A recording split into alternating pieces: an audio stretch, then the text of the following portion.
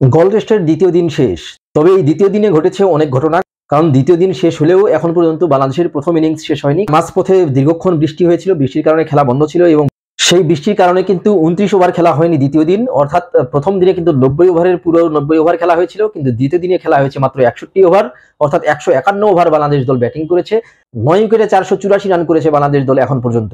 গলের wicket যেরকম আচরণ করেছে কিংবা বোলাররা যেভাবে একেবারে পাত্তাই পাচ্ছিলেন না, ব্যাটাররা খুব আরামে ব্যাটিং করছিলেন, সেই উইকেটে কিন্তু বাংলাদেশ দল শেষ বিকেলে দ্বিতীয় দিন 26 রানে 5 উইকেট হারিয়ে 9 উইকেটে 484 রানে পৌঁছেছে। না হলে বাংলাদেশ দলের কিন্তু এই ইনিংসে আরো অনেক বড় স্কোর হওয়ার সম্ভাবনা ছিল, যেটি কিন্তু হয়নি। তো অনেকেই বলছিলেন যে এখানে 5 শতাধিক রান করাটা কিন্তু সবচেয়ে নিরাপদ হবে, কিন্তু দ্বিতীয় দিন বিকেলে বাংলাদেশ দল ব্যর্থ হয়েছে। যে ছন্দ ছিল বাংলাদেশের ব্যাটারদের মধ্যে, সেই ছন্দ কিন্তু বৃষ্টির কারণে কেটে গেছে এবং সেই কেটে যাওয়া ছন্দের পর যখন বৃষ্টি শেষে খেলা শুরু হয়েছে, তারপরে কিন্তু বাংলাদেশ দলের ব্যাটিং লাইন আপ ধসে পড়েছে এবং শেষ 5টি উইকেট পড়েছে 26 রানে। এখন শুধু রয়েছেন হাসান মাহমুদ এবং নাহিদ রানা, যারা মূলত বোলার। আগামীকাল তৃতীয় দিন কিন্তু ম্যাচটি আগে শুরু হবে, কারণ যেহেতু কিছু ওভার লস হয়েছে, সেই লসটা পুষানোর চেষ্টা করা হবে আগামী 3 দিনে। তো দ্বিতীয় দিনে বাংলাদেশের ইনিংসে কি ঘটেছিল সেদিকে একটু নজর দেই। আগের দিন অর্থাৎ প্রথম দিন বাংলাদেশ দল 3 উইকেটে 292 রান করেছিল এবং অধিনায়ক নাজমুল হোসেন শান্ত ও মুশফিকুর রহিম উভয়ে সেঞ্চুরি করেছিলেন। দুজনে মিলে কিন্তু 247 রানের অবিচ্ছিন্ন জুটি গড়েছিলেন এবং বেশ কিছু রেকর্ডের জন্ম দিয়েছিলেন তারা। এই দুজন কিন্তু প্রায় 2.5 সেশন ব্যাটিং করেছিলেন প্রথম দিন। তাদের উপরে ভরসা ছিল যে তারা অনেক বড় কিছু করবেন দ্বিতীয় দিন, কিন্তু প্রথম দিন সকালে যেরকম আসিতা ফার্নান্দো তুলে নিয়েছিলেন এনামুল হক বিজয়কে, তেমনি দ্বিতীয় দিন সকালে কিন্তু তিনি তুলে নিয়েছেন নাজমুল হোসেন শান্তকে। নাজমুল হোসেন শান্ত আগের দিন 136 রানে অপরাজিত ছিলেন, এদিন মাত্র আর 12 রান যোগ করেছেন। সব মিলে বাংলাদেশ দল 17 রান যোগ করতেই কিন্তু নাজমুল হোসেন শান্তর উইকেটটি হারিয়েছে। 148 রানে নাজমুল হোসেন শান্ত ফিরে যাওয়ার পরে 264 রানের চতুর্থ উইকেট জুটি ভেঙেছে। এরপরে মুশফিকুর রহিম কিন্তু আরো ধীর স্থির হয়ে গেছেন এবং আরো দেখে শুনে খেলেছেন। বাংলাদেশ দল কিন্তু ভালো সংগ্রহের একটি ভিত পেয়ে গিয়েছিল, সে কারণে লিটন কুমার দাস এসে একেবারে ওয়ানডে মেজাজে ব্যাট চালিয়েছেন এবং তিনি মাত্র 66 বলে 50 করেছেন। 10 ইনিংস পরে তিনি 50-র দেখা পেয়েছেন। তিনিও কিন্তু বেশ রান খরায় ভুগছিলেন, সেই রান খরা কাটিয়ে তিনি দুর্দান্ত একটি হাফ সেঞ্চুরি পেয়েছেন, পেয়ে তিনি কিন্তু সেঞ্চুরির দিকে এগিয়ে যাচ্ছিলেন। অন্যদিকে মুশফিকুর রহিম তিনিও কিন্তু ডাবল সেঞ্চুরির দিকে এগিয়ে যাচ্ছিলেন। 12 বছর আগে এই গোলেই তিনি প্রথম বাংলাদেশি হিসেবে ডাবল সেঞ্চুরি করেছিলেন এবং তার ক্যারিয়ারেও নিঃসন্দেহে সেটি প্রথম ডাবল সেঞ্চুরি ছিল।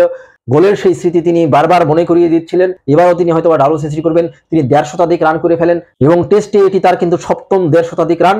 তবে শেষ পর্যন্ত 163 রানে তিনি সাজঘরে ফিরেছেন কখন? ওই বৃষ্টি শেষে। বৃষ্টির আগে বাংলাদেশ 4 উইকেটে 423 রান ছিল। এরপরে কিন্তু বেশ ভালোই এগোচ্ছিলেন লিটন এবং মুশফিক, 458 রান পর্যন্ত তারা গিয়েছিলেন এবং 149 রানের জুটিও হয়ে গিয়েছিল। হঠাৎই ছন্দপতন ঘটে আসিতা ফার্নান্দোর একটি অফ স্টাম্পের বাইরের বল, যেটি পিচ করার পরে লেগ স্টাম্পের বাইরে দিয়ে যাচ্ছিল। সেই বলটিতে শ্রীলঙ্কার ফিল্ডারদের আবেদনে কিন্তু আঙ্গুল তুলে দিয়েছেন আম্পায়ার এবং আম্পায়ার কলের কারণে কিন্তু মুশফিকুর রহিম এলবিডব্লিউ হয়ে ফিরে গেছেন। কারণ রিভিউ নিয়েছিলেন তিনি, রিভিউ নেওয়ার পরে দেখা গেছে লেগ স্ট্যাম্পটা সামান্য ছুঁয়েছিল বলটি।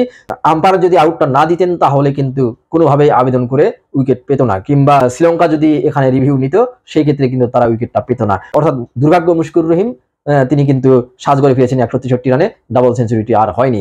এরপরে লিটন কুমার দাস একটু দেখে শুনে খেলতে পারতেন, কিন্তু 90 রানের মাথায় তিনি হঠাৎ করে কি ঘটলো, তিনি রিভার্স সুইপ করতে গিয়ে সাজঘরে ফিরে গেলেন। অর্থাৎ 90 রানে তিনি সাজঘরে ফেরেন। দলীয় 458 রানে মুশফিকুর রহিম ফিরে গেছেন এবং 458 রানে লিটন কুমার দাসও সাজঘরে ফিরে যান। তিনি তৃতীয়বারের মতো কিন্তু টেস্ট ক্রিকেটে 90 রানের ঘরে আউট হয়ে গেলেন, অর্থাৎ সেঞ্চুরি বঞ্চিত হলেন তৃতীয়বারের মতো। কারণ এদিনও তিনি কিন্তু সেঞ্চুরি পাওয়ার মতোই খেলছিলেন এবং কাছাকাছি চলে গিয়েছিলেন, মাত্র 10 রানের জন্য তিনি সেই সেঞ্চুরিটা পেলেন না। 123 বলে 11 চারে 1 ছক্কায় তিনি 90 রান করে বিদায় নেওয়ার পরে জাকের আলী অনেক তিনি 8 রানে বিদায় নিয়েছেন। অর্থাৎ জেনুইন ব্যাটার কিন্তু স্বীকৃত ব্যাটার কিন্তু শেষ হয়ে গেছে। এরপরে শ্রীলঙ্কার বোলাররা কিন্তু উজ্জীবিত হয়ে উঠেছে এবং বিশেষ করে পেসার মিলন রত্নায়কে গতদিনও ভালো বোলিং করেছিলেন, আজকেও ভালো বোলিং করেছেন, সেই পুরস্কার তিনি পেয়েছেন অবশেষে বাংলাদেশের ইনিংসের শেষের দিকে। তিনি কিন্তু টানা 3টি উইকেট তুলে নিয়েছেন এবং সেই কারণে বাংলাদেশ দল কিন্তু 26 রানে 5টি উইকেট হারিয়েছে। তাইজুল ইসলাম এবং নাইম হাসান তারাও কিন্তু বেশিক্ষণ টিকতে পারেননি। এখন শুধু ব্যাটিং করছেন নাহিদ রানা ও হাসান মাহমুদ। তাদের দিয়ে কিন্তু তৃতীয় দিন সকালে খুব বেশি দূর এগোনো সম্ভব হবে না, যেহেতু 2 দিন চলে গেছে। এখান থেকে বাংলাদেশ দল যদি ইনিংস ঘোষণা করে দেয়, অর্থাৎ তৃতীয় দিন একদম সকালে, যেহেতু আগে খেলা শুরু হবে, সকালে যে একটি আর্দ্রতার ব্যাপার রয়েছে, সকাল সকাল কিন্তু পেসাররা নতুন বলে ভালো সুবিধা পান টেস্ট ক্রিকেটে। সেই সুবিধাটা যদি নিতে চায় বাংলাদেশ দল, সেক্ষেত্রে নাহিদ রানা এবং হাসান মাহমুদকে নামানোর কোনো কারণ নেই। শ্রীলঙ্কাকে একদম শুরু থেকেই যদি বাংলাদেশ দল ব্যাটিংয়ে পাঠায়, সেক্ষেত্রে হয়তো বা দ্রুত কিছু সাফল্য আদায় করা সম্ভব হবে। দেখা যাক এই টেস্টটি কোন দিকে গড়ায়। বাংলাদেশ দলে এত সুন্দর ব্যাটিং করার পরেও কিন্তু প্রত্যাশিত স্কোর পায়নি। এখন দেখা যাক যে বাংলাদেশের বোলাররা এই রানের মধ্যে শ্রীলঙ্কার ব্যাটারদেরকে কতটুকু আটকে রাখতে পারেন। বাংলাদেশের বোলিং অপশন কিন্তু খুব বেশি নেই, মাত্র 4 জন জেনুইন বোলার রয়েছেন, নাইম হাসান, তাইজুল ইসলাম 2 জন স্পিনার এবং 2 পেসার কিন্তু নাহিদ ও হাসান। এর বাইরে হয়তোবা প্রয়োজনে মুমিনুল হক এবং নাজমুল হোসেন শান্ত বোলিং করবেন, কারণ তারা কিন্তু অনুশীলন করেছেন। এই দুজনকে দিয়ে অন্তত কাজ চালানো যাবে, কিন্তু ঘাটতিটা কিন্তু পূরণ হবে না, বড় কোনো সাফল্য আসা সম্ভব হবে না। দেখা যাক বাংলাদেশের বোলাররা কতটুকু লড়াই করতে পারেন।